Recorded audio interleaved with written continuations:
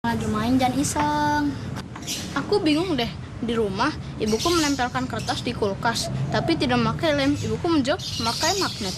Dan sekarang papan catur ini aku angkat, tidak jatuh juga. Dia bilang pakai magnet juga. Magnet itu apa sih? Kamu kalau mau nanya magnet sama aku, tapi kalau mau dijawab sama Fadil dan Dea. Kirain yang mau jawab kamu. Arik, magnet memiliki dua kutub, yaitu kutub utara dan kutub selatan. Jika kutub tidak senama didekatkan, maka akan terjadi gaya saling tarik-menarik. Contohnya, pada catur ini. Tetapi, jika kutub senama didekatkan, maka akan terjadi gaya tolak-menolak. Bagaimana, Arik? Apakah kamu sudah mengerti tentang magnet? Oh, aku sudah mengerti sekarang tentang magnet.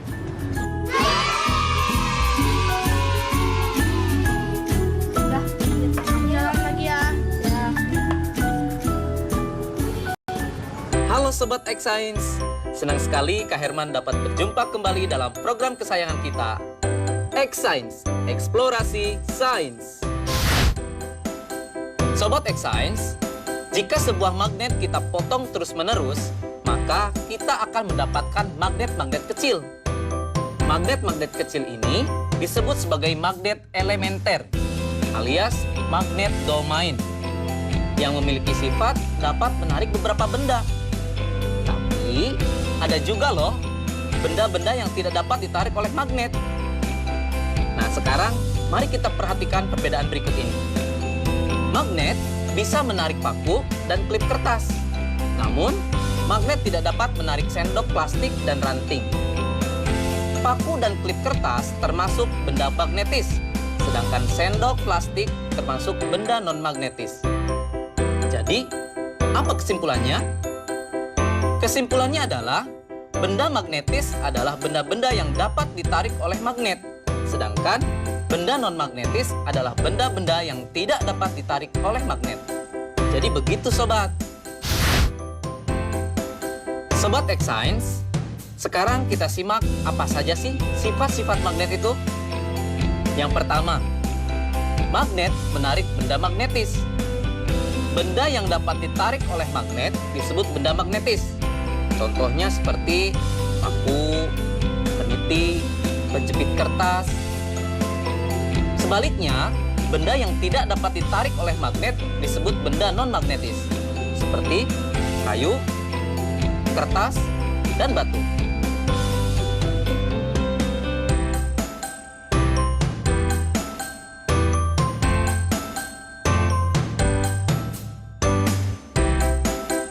Sifat yang kedua adalah magnet mempunyai dua kutub. Biasanya disebut kutub utara dan kutub selatan. Jika kita mendekatkan kutub-kutub yang senama, maka magnet tersebut akan saling tolak-menolak. Sebaliknya, jika kita mendekatkan kutub-kutub yang tidak senama, maka magnet tersebut akan tarik-menarik. Loh, kok bisa ya Sobat X Science? Ternyata hal ini terjadi karena arah gaya magnet keluar dari kutub utara masuk ke kutub selatan. Sifat yang ketiga, gaya tarik magnet paling kuat terletak di bagian kutub magnet. Garis medan magnet secara alami berkumpul bersama di ujung magnet. Bagian ujung magnet ini disebut sebagai kutub magnet. Karena garis gaya magnet berkumpul di ujung magnet, gaya tarik paling kuat terletak di bagian kutubnya. Yang terakhir, gaya magnet dapat menembus benda tertentu. Kekuatan gaya tarik magnet ditentukan oleh ketebalan benda yang menjadi penghalang antara magnet dengan benda magnetisnya, dan jarak antara magnet dengan benda magnetis tersebut. Bagaimana? Menyenangkan bukan belajar sains? Dengan belajar sains, kita menyadari akan kekuasaan Tuhan Yang Maha Esa, yang telah menciptakan magnet lengkap dengan keunikan sifat-sifatnya. Sehingga kita dapat menggunakannya untuk kehidupan dan dapat menambah rasa syukur kita. Saatnya kita bernalar. Yuk, mari kita bernalar ya. Ada satu magnet batang T, U, dan dua batangan benda yaitu P, Q, dan RS. Dua batang benda P, Q, dan RS didekatkan pada magnet TU. Hasilnya ditunjukkan pada tabel berikut ini.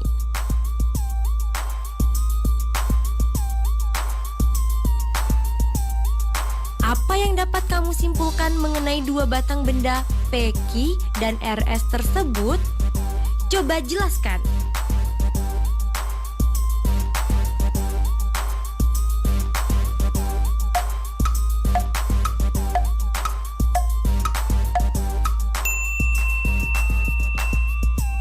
Yuk simak pembahasannya. P, Q adalah magnet, sedangkan RS adalah benda magnetis. P, Q adalah magnet karena ketika ujung P didekatkan dengan ujung T, terjadi saling tarik-menarik. Sementara ketika ujung P didekatkan dengan ujung U, terjadi saling tolak-menolak. Begitupun ketika ujung Q didekatkan dengan ujung T, terjadi saling tolak-menolak. Sementara ketika ujung Q didekatkan dengan ujung U, saling tarik-menarik. RS adalah benda magnetis karena ketika semua ujung batang didekatkan ke ujung magnet TU, terjadi saling tarik-menarik.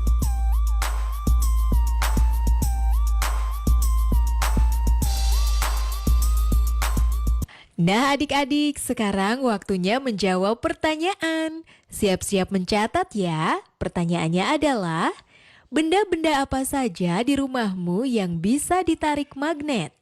Dan benda-benda apa yang tidak bisa ditarik magnet? Dicatat ya. Benda-benda apa saja di rumahmu yang bisa ditarik magnet? Dan benda-benda apa yang tidak bisa ditarik magnet? Nanti jawablah pertanyaan ini sebagai tugas di rumah ya. Kerjakan pertanyaan dengan bimbingan guru atau orang tuamu.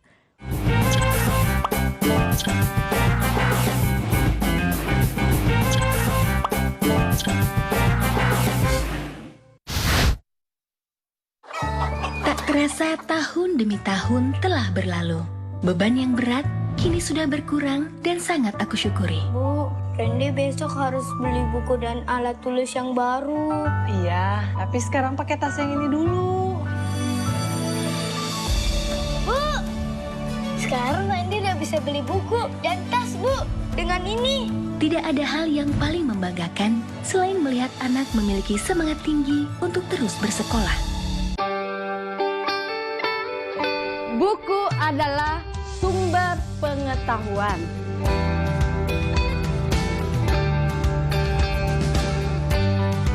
Membaca itu ada gunanya ya? Iya. Sudah pintar kamu tanam sayurnya ya? Ya Bu, ini semua karena membaca.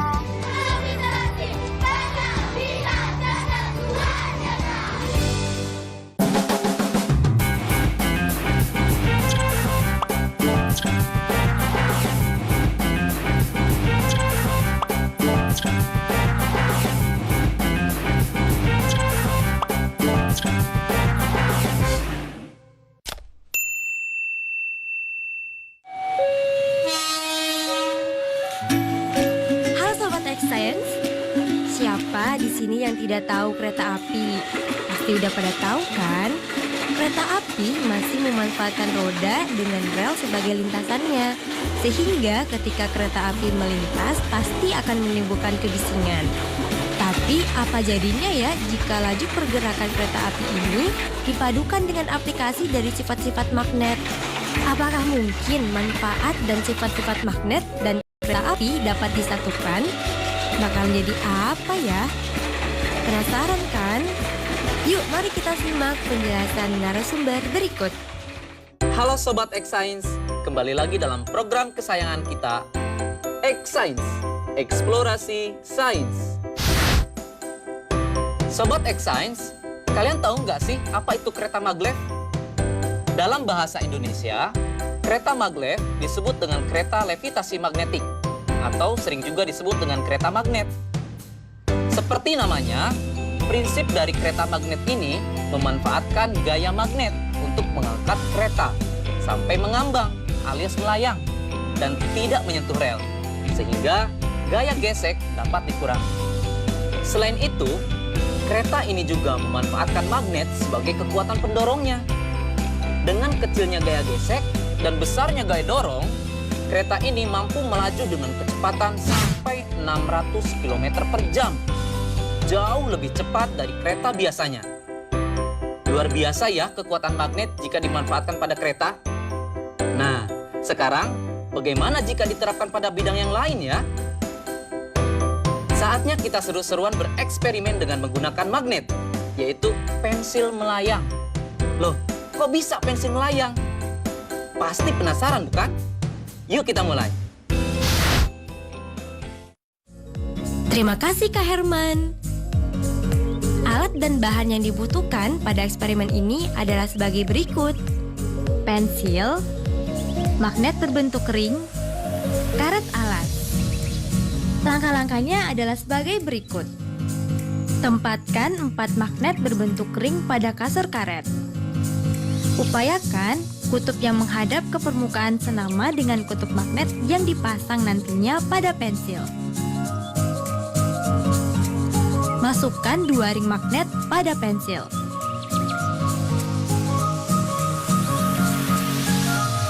Tempelkan pensil pada sandaran kasur karet. Seketika pensil melayang. Nah, kok bisa sih? Sekarang, mari kita amati yang terjadi. Wah, pensilnya melayang. Seru sekali ya, sobat.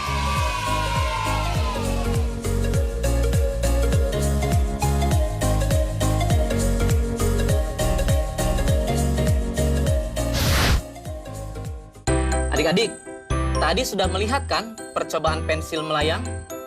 Sudah tahu jawabannya kenapa pensil bisa melayang? Pensil dapat terangkat ke atas dan melayang karena pengaruh dari gaya tolak-menolak kutub magnet yang senama antara magnet yang ada di pensil dan magnet yang ada di styrofoam.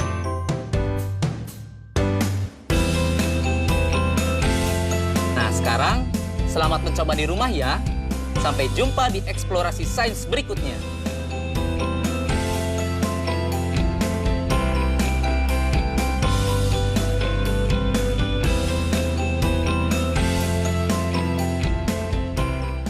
Nah adik-adik, menarik ya penjelasan Kak Herman. Ada kereta yang bisa melayang seperti kereta magnet maglev. Dan ternyata kita juga bisa membuat pensil melayang. Sekarang waktunya menjawab pertanyaan. Siap-siap mencatat ya. Pertanyaannya adalah, bagaimana kereta magnet maglev menggunakan gaya magnet? Dicatat ya, bagaimana kereta magnet maglev menggunakan gaya magnet? Nanti jawablah pertanyaan ini sebagai tugas di rumah ya. Kerjakan pertanyaan dengan bimbingan guru atau orang tuamu.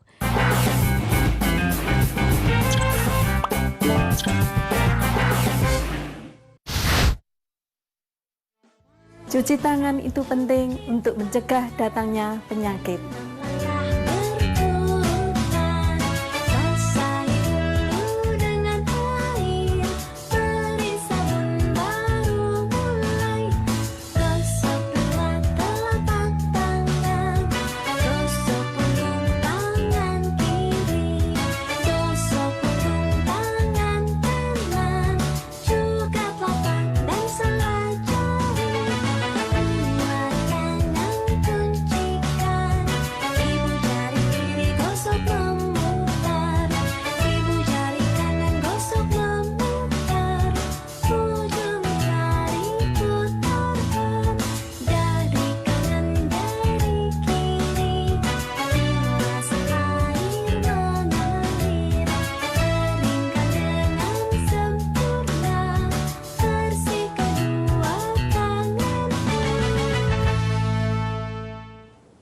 Mudah kan mencuci tangan? Dipersembahkan oleh Corona, Corona, jangan ganggu aku. Ayo, ayo cuci tangan usai bermain di luar. Ayo makan makanan sehat serta buah-buahan. Ayo jaga kebersihan, cuci perkakasmu. Jangan lupa berolahraga agar badan tetap bugar. Berikan salammu dari jauh untuk teman tersayang.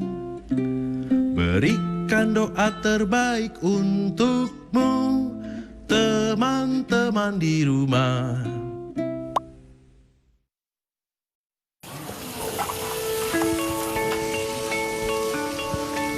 Perilaku hidup bersih dan sehat merupakan cara paling efektif untuk mencegah penularan virus corona.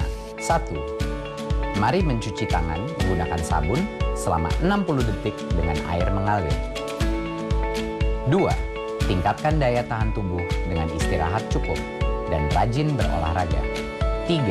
Konsumsi makanan bergizi seimbang yang dimasak sempurna dan minum air putih 8 gelas per hari. 4. Gunakanlah masker atau tutup mulut dengan lengan jika batuk atau bersin. 5. Jika ada gejala seperti demam dan sesak napas, segera kunjungi pelayanan kesehatan terdekat. Jadi, tetap tenang dan selalu waspada. Mari kita maksimalkan upaya pencegahan virus corona dengan menerapkan perilaku hidup bersih dan sehat.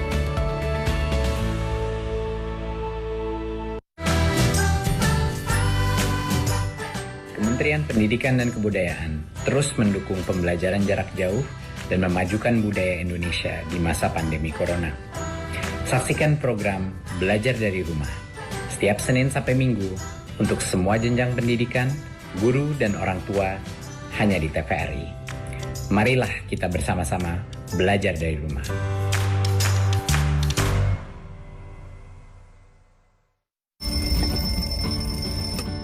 Perjalanan kisah seorang wanita karir mendampingi putranya yang mengalami disleksia. Jadi gimana anak saya, Pak? Hampir semua nilai akil di bawah rata-rata, Bu.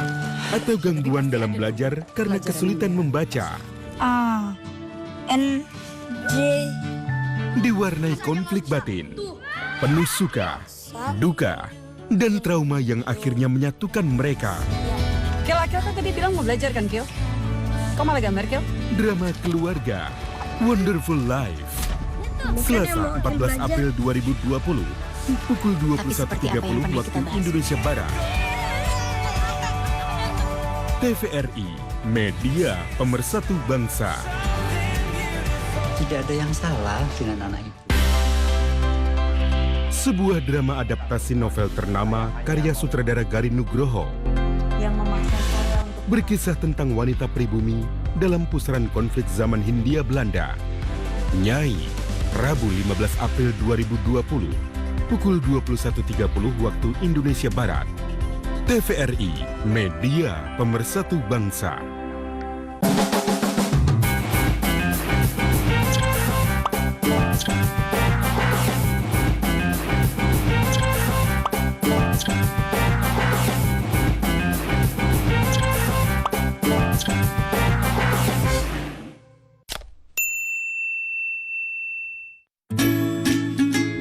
Bagaimana, bisa gak?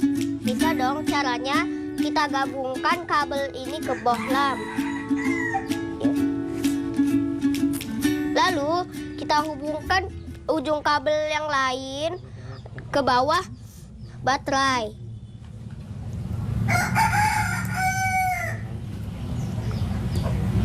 Jadi deh. Wah, keren ya. Kalian lagi apa sih? Oh, bikin lampunya menyala. Sini aku juga bisa.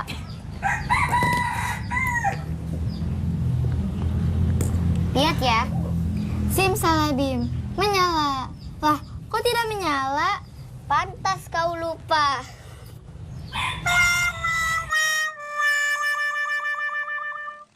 Halo Sobat X-Science, kembali lagi bersama Kak Herman dalam program kesayangan kita, X-Science, Eksplorasi Sains. Sobat X-Science, Tahu tidak, kenapa bohlam bisa menyala ketika dihubungkan dengan baterai menggunakan kabel? Itu karena ada arus listrik yang mengalir. Nah, arus listrik itu mengalir dari kutub positif ke kutub negatif, atau dari tegangan yang lebih tinggi ke tegangan yang lebih rendah. Bagaimana ya dengan larutan? Bisa tidak menghantarkan listrik? Baik adik-adik, kita buktikan yuk dengan eksperimen. Sobat X-Science, eksperimen kita kali ini adalah percobaan larutan elektrolit dan non-elektrolit. Alat dan bahan yang dibutuhkan dalam eksperimen ini yaitu toolkit listrik yang berisi gauge-meter, aquades, air garam, dan air asam jawa. Setelah semua alat dan bahan tersedia, maka langkah selanjutnya, masukkan ujung kabel ke larutan aquades, lalu amati jarum pada meteran alat atau disebut gauge. Tidak bergerak. Setelah itu, ulangi proses kegiatan dengan menggunakan larutan air garam dan larutan asam jawa. Perhatikan pergerakan jarum pada gauge meter.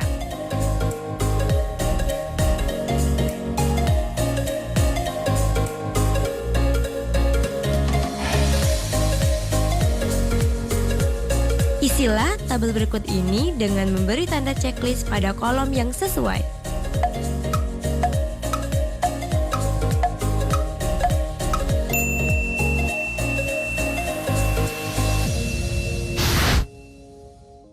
Sobat X-Science, sekarang kita simak ya penjelasan hasil eksperimennya.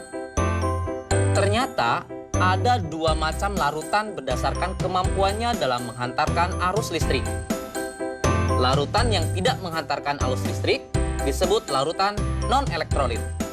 Sementara larutan yang bisa menghantarkan arus listrik disebut larutan elektrolit. Kok bisa demikian ya adik-adik? Begini, kakak jelasin ya. Larutan non-elektrolit tidak dapat menghantarkan arus listrik karena di dalamnya tidak ada ion. Contohnya air aquades atau air murni. Makanya tadi dalam percobaan jarum pada gauge meter tidak bergerak. Sekarang bagaimana sih larutan yang dapat menghantarkan arus listrik? Larutan elektrolit terbentuk dari terlarutnya senyawa elektrolit dalam peralut air, di mana senyawa itu terurai sempurna membentuk ion positif atau disebut kation dan ion negatif atau disebut anion. Pada saat arus listrik melewati larutan elektrolit, ion-ion dalam larutan menghantarkan arus listrik, seperti layaknya dalam kabel. Nah, Sobat X-Science, sekarang kita lihat larutan garam dan larutan aquades. Jarum pada gauge meter bergerak pada larutan air garam. Ini menunjukkan kalau air garam dapat menghantarkan arus listrik. Kenapa bisa demikian? Garam atau NaCl ketika larut dalam air, garam tersebut akan terurai menjadi ion-ion, yaitu ion Na+ dan ion Cl-, yang kemudian mereka terurai, berpencar saat di dalam air. Begitu penjelasannya adik-adik. Menyenangkan bukan belajar sains? Nah adik-adik, dari tayangan tadi kita belajar kalau air garam dan air asam jawa bisa mengantarkan arus listrik. Sekarang waktunya menjawab pertanyaan. Siap-siap mencatat ya. Pertanyaannya adalah, kenapa air garam bisa mengantarkan arus listrik? Dicatat ya, kenapa air garam bisa mengantarkan arus listrik? Nanti jawablah pertanyaan ini sebagai tugas di rumah ya. Kerjakan pertanyaan dengan bimbingan guru atau orang tuamu. Sekarang adik-adik belajar di rumah aja bersama Kak Herman hanya di TVRI. Adik-adik ingat selalu untuk mencuci